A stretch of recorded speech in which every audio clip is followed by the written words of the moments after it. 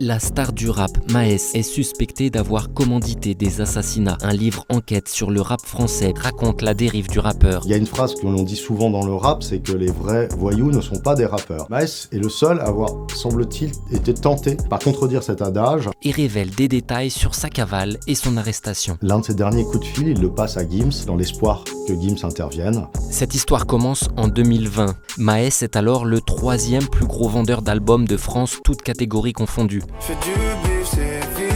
Mais son succès lui vaut alors des menaces et du chantage. Lors du tournage d'un clip en décembre 2021, 3 véhicules de son équipe sont incendiés. En fait, Maes, interrogé une seule fois par les autorités françaises, explique lui-même que les personnes qui lui veulent du mal, qui veulent l'assassiner finalement, lui réclament $1 million, ce qu'il a refusé. Et donc, il a préféré s'en aller et partir à Dubaï.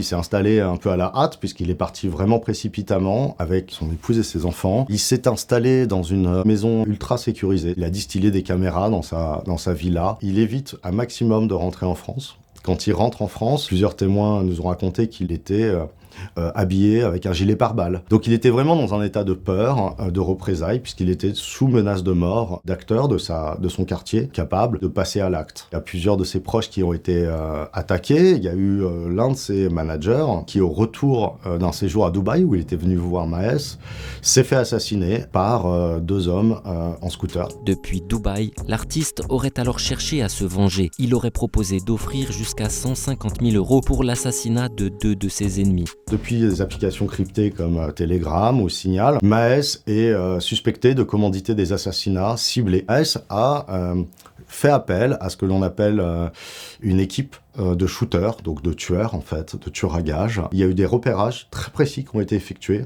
qui ont été pilotés par le rappeur lui-même, et des stratagèmes qui ont été réfléchis et pensés. Mais les projets du rappeur finissent par s'ébruiter et la police est mise au courant. Maes, qui se sait recherché, semble d'abord en jouer.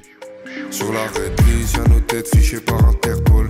Mais en décembre 2024, Interpol émet un avis de recherche international. Et début 2025, la situation bascule. Ce qui nous a surpris dans notre enquête, c'est qu'il est au courant d'un déplacement de Gérald Darmanin à Abu Dhabi et Dubaï. Et lors de ce déplacement, le ministre français vient avec une liste de personnes dont il souhaite l'extradition. Et sur cette liste figure Maes, donc de son vrai nom, Walid Georget. Et sans rien dire à personne ni à sa famille, il part dans la foulée.